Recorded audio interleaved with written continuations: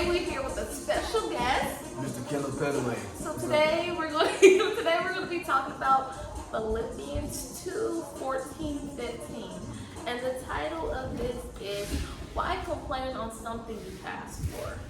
So Philippians 2:14-15 says, "Do all things without complaining and disputing, that you may become blameless and harmless, children of God without fault in the midst of a crooked and perverse generation, among whom you shine as lights in the world."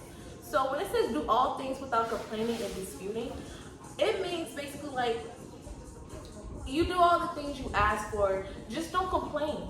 Because it might not be something you wanted, but it's like you asked for it. Like, here you go. Like, God can be like, here you go. You asked for it. You be like, I didn't ask for this. I'm like, I know you wanted this, but I got something better. Even though it's not something you asked, but I'm about to put this on hold for you, because if you go to that, you wouldn't know what to do with it. You really wouldn't know what to do, what you want. So what I'm going to give you is this. And you're going to be like, oh my gosh, I don't want to do this. Oh my gosh, I don't want to do that. Like, why are you complaining? I know this is not what you want, but you asked for what you want, so I'm going to give you this. Because you're going to be taking all those little steps and all those things that I'm going to place in life for you to get to where you asked for. Like, you can be like, I asked for, let's say, a bigger house, and you start living in an apartment. I don't want to live in this apartment. It's raggedy. Look at those roaches on the wall. Look at it. Like, you're going to complain about little things, and God will be like, all right, you're complaining. You asked for something. Yeah, but this is not what I asked for. God's like, it don't matter, because where I'm about to place you in life is going to be much bigger. So don't complain. You asked for it, so here's the little things I'm about to place in your life in order for you to get to that. So honestly, I find this verse quite interesting because, I was telling Kendall earlier, it seems like every time we take 2 steps forward, we take 1 step back, we're always getting humbled. And it's just like, when I read this verse, do everything without grumbling and arguing, it's just like, I can catch myself complaining about lots of things. And like I said, I'm sort of glad that God gave us this verse because, like I said, you're always getting humbled. People never truly understand what other people are going through. I feel like when you become a Christian, you never truly know how much somebody has because, we don't really define being a Christian or how rich you are or how poor you are, And so when you look at other people who are like always giving and doing stuff and not complaining, and then you're over here blessed. God done bless you, gave you this, that, and the third. All you gotta do is just give him the bare, not even the bare minimum, just give him your best and he's gonna turn it into something that you can't even fathom. It just makes you feel like, wow. Exactly. For me, really, this verse sticks out a lot. Kind of about what they've both been saying. It's just like, especially when you ask God for something, because most of the time when you ask God for something, He'll give it to you, just not how you expect it. And so what happened is people will complain about the little rather than making the little into something that they can actually grow and make better. And so, like, rather than doing the work and taking care of what God has given them, they want something that's not even in existence yet. And so, really, but all what they said is just like. And a lot of that may come from feeling like we're entitled to better and a lot of pride too. Like, oh God, I don't deserve this, I deserve better. Rather than thanking God for things we actually do have. Because no matter how bad things get, there's always somebody who'd rather be in your shoes. So it's like we taking advantage of what God has given us and using those blessings to bless others. Because that's when we feed into our own blessing. So really I know I'm guilty of complaining. And just sometimes it'll be because I ask God for something and I'll get it in a way I didn't intend. And I'll get upset like, God, I have to do all this work to get it. Why do I have to do this? Why couldn't it be like that and this? But in reality, God uses all those trials and tribulations to build you to the person you're asking him to make you into, like they both said. So really it's just like having that sense of, okay, God, your word is better than mine and your way of thinking is higher than mine. So I trust your overall plan because I know you have a better plan than I can have for myself. So yeah. What are things y'all complain about in life? Everything. Okay. What's everything? I know school's up there for sure. School. Yeah, we complain about school. We ask for it. It's like, what else? And I put myself there. Sometimes I complain about other people not doing their work, and other stuff just being lazy. But then again, I'm guilty too. So it's like I'm want to take it back myself. What about y'all? I mean, like you said, school And work up there too. where I work, danger. I can complain about that job. But hey, You said everything. What's everything? what's everything? Can't think of nothing. all the above, I guess. I feel like when you look at this verse, it also shows you that you're selfish. I know many times, like, I'll be wanting something, and then I sometimes, like, just be wanting something small, and then I realize, like, dang, like, I gotta be out here doing what God told me to do. Like, who cares about what I want? God trying to save people's souls. Exactly. And so it's just like, God's like, don't do this. Really? Do I have to? yes. Do I have to? Did I have to? What did Richard Ellis say? He said, Richard Ellis. He said, you here for a reason. Yeah, you are. And it's just like really when you start complaining and let that pride get in your heart and your mind, it starts to filter, it starts to dirty up your original intentions.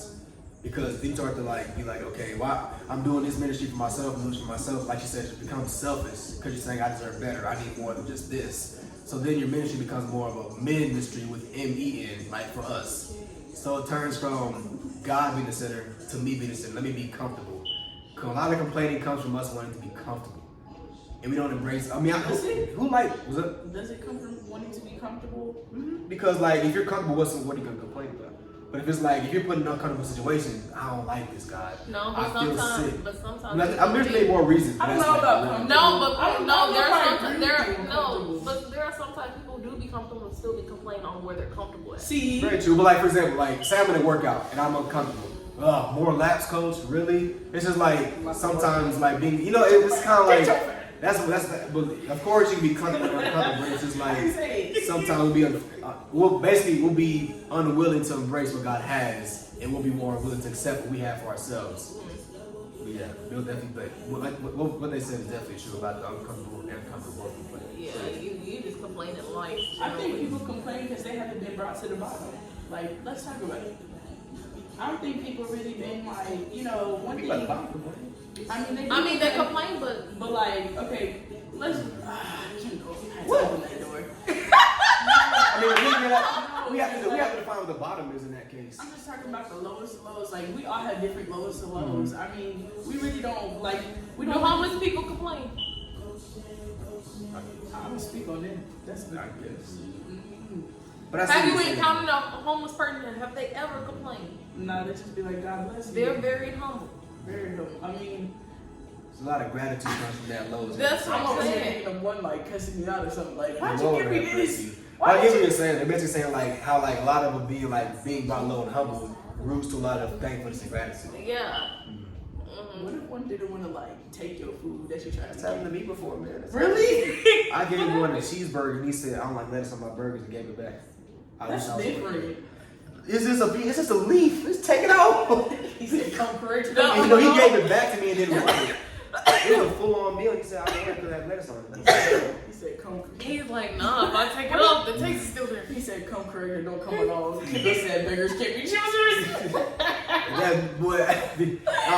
Anyway, there were lots of people in the Bible I'm sorry. who were humble and had to realize that God is really in control. Good example of somebody who's very, very humble. Well, I was humbled a lot. Is King Nebuchadnezzar. Okay. Y'all know about that? Yeah. I'm The finger on the wall. Yeah, go ahead. Finger on the wall. He was literally sent to live in the forest like an animal. Lost his kingdom, lost everything. When he came back, he's like, you know what? God is truly the center of my peace and happiness. It's like God will definitely humble us and bring us down to a low to restore us and exalt us in ways unimaginable. I feel like we all, dang, you talking about Nebuchadnezzar lost everything. I think we all been in a period of losing everything. And we still, to this day, complain about Did certain Job stuff. complain? I mean, the only reason why that man was good because he had good friends. Oh, Your circle matters. it does. Because you can complain in life and your friend is like, what you complaining about? Be quiet. You got something. You got something. It also really comes from like having a more of a godly worldview. Because when you see stuff from God's bigger picture, it changes how you view certain situations. And rather than complaining, rather being like, God, why me, is more of, okay, God, thank you for helping me. I know you're with me. Let's get through this together.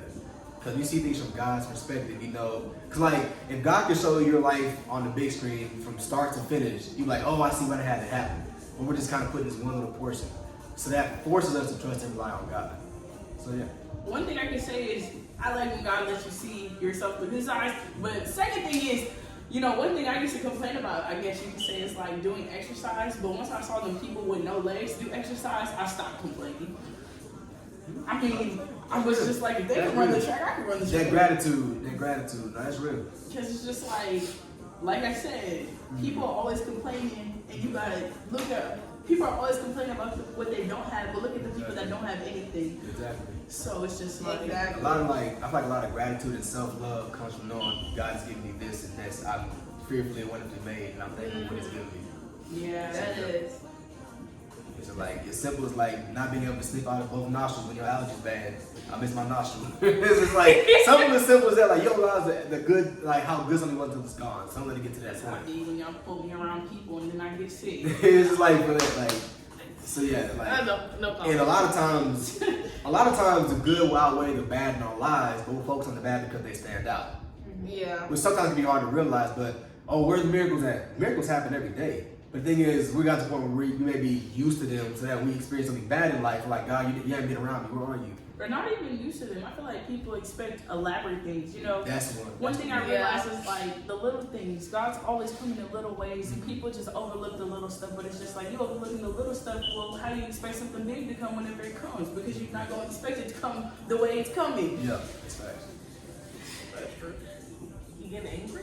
I'm not getting angry. She gets Get shut up. The little things matter. It really does. It really just a lot more of thanking God every day and actually remembering, okay, Yeah, I gotta be, especially be careful in the workplace, like they said with the complaining, be careful, because boy, when I tell you they will get under your skin and they be like, I don't want to work here. But Yeah. there's this girl that is talking about it too. I do the same thing too, but it's like, you gotta keep my mouth shut, because I got this job just to get something that I want. So I try not to complain where the job I work. It's like, this is something, it ain't gonna be too much. This is something to get me on my feet, to get to where I want, and I got it.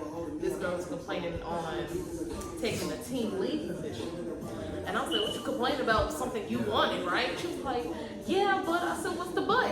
Where's the but at? I said, you took the test, you did your videos, you talk to them every day, can I do this, can I do that? And they put you there, and now you complain. What are you scared of? And she was like, it's just, this is something just for me to get on my feet, like, because they give me more money, and this and that. I said, but either way it goes, you're complaining about it. I don't care about much with the money, even though that's going to help you in life. You're complaining on something that can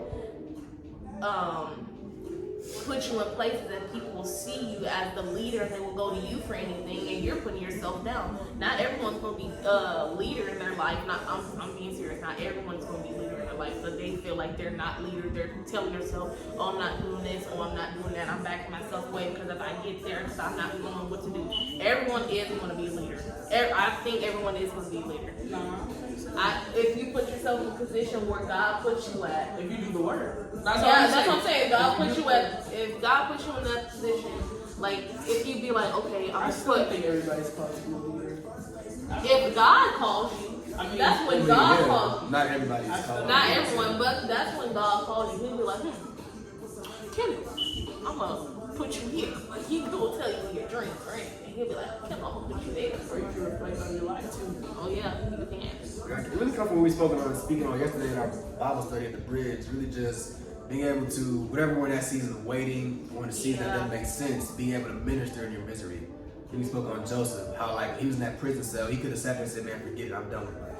But rather than that, he poured into his own blessing by being who God had called him to be, even when life didn't make sense. In the midst of the wilderness, he was still aware that, okay, I still have a purpose to fulfill, I still need to spread the love of God and do what I was called to do. So by interpreting those dreams, then one day, the people he helped out, one day came back and helped him. As it goes to show by like, rather than looking 14 or 40 years ahead, taking care of what needs to happen today, and going out and seeking God's people today and saying, okay, how can I be a better disciple of God today? I think that's where a lot of people get, distracted on. You get distracted on your future, I feel like you get distracted on your future, God gonna reroute you, push you somewhere else. But like, oh, you trying to, you know what? You get too far ahead of the plan. The plan is today. You got that eraser? Now, You got that in eraser? the minute. It's in the minute. Not even eraser. You gon' No, he wrote everything, so he's like, yep. too far ahead. She You have is to doing too much. funny? Is that funny? No, for real, I think it's like too far ahead gonna have you dead. Cause now you stressed. I'm talking about me, what I said. Now you mad about the results that's not coming in when you expected. Exactly. When you should have took care of today. You should have worried about, okay, what can I do in this moment to be better? What can I do that's gonna glorify God's kingdom? What can stress it anymore? Because God is always at work, even when we don't see Him. Always Today. at work. He's at work right now. He's right at work right now. For life. Does God sleep? Does he sleep? I don't think he sleep. I think he up in the late night hour. He is. He said cloud pillows. He's like, my children, My children, how are y'all guys? I love you. Yeah, any other questions? Thank you. Thank you. So that was today, the interrupt video. I hope y'all enjoyed. I'm Yolanda, I'm your co-host, Ruth. and we'll see you soon. Bye.